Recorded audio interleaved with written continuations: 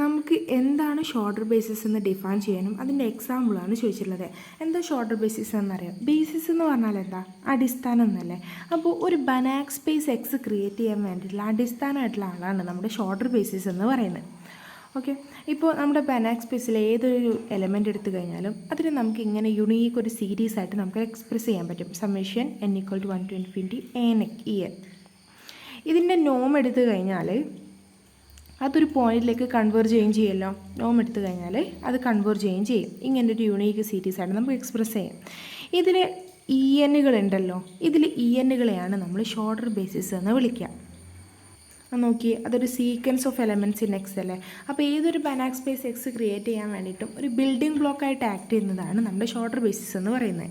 ഇനി നമുക്കതിൻ്റെ എക്സാമ്പിൾ നോക്കണം അല്ലേ. ഞാനൊരു റിയലോ കോംപ്ലക്സോ ആയിട്ടുള്ള ഒരു സ്പേസ് എടുക്കുകയാണ്, 0ലേക്ക് കൺവേർട്ട് ചെയ്യുന്നത്.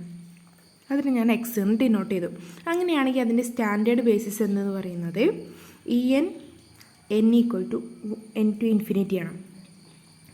ഈ ഒരു സീക്വൻസിൽ നമ്മൾ nth പൊസിഷനായിരിക്കും 1 വരിക, ബാക്കിയുള്ള എല്ലാ ടേമും 0 ആയിരിക്കും. അപ്പോൾ E1 എന്ന് പറയുന്നത് എന്തായിരിക്കും? 1 0 0 0 അങ്ങനെ. E2 എന്തായിരിക്കും? 0 1 0 0 അങ്ങനെ.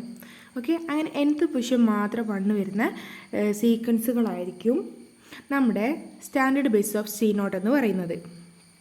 ഓക്കെ, അപ്പോൾ ഇനി നമുക്ക് വേറെ കണ്ടീഷനും കൂടി സാറ്റിസ്ഫൈ ചെയ്യണം. നമ്മുടെ ബനാക് സ്പേസിനെ ഇങ്ങനെ ഒരു യുണീക്ക് സീരീസ് ആയിട്ട് നമുക്ക് റിപ്രസെൻറ്റ് ചെയ്യാൻ പറ്റണം അല്ലേ. അപ്പോൾ x = summation n = 1 to infinity xn en എഴുതാൻ പറ്റും. ഇനി അതിനെ നോമിൻ്റെ വാല്യൂ കണ്ടു കഴിഞ്ഞാൽ അത് കൺവേർജ് ആണോ നോക്കണം. അപ്പോൾ നോം എക്സ് എന്ന് പറയുന്നത് supreme of x belongs to n mod xn ആണ്. ഇതെന്തായാലും കൺവേർജിങ് ആണല്ലോ. അപ്പോൾ നമുക്ക് എന്ത് പറയാൻ പറ്റും? സീക്വൻസ് xn n = 1 to 0 എന്ന് പറയുന്നത് ഒരു ഷോർട്ടർ ബേസിസ് ആയിട്ട് ആക്ട് ചെയ്യും.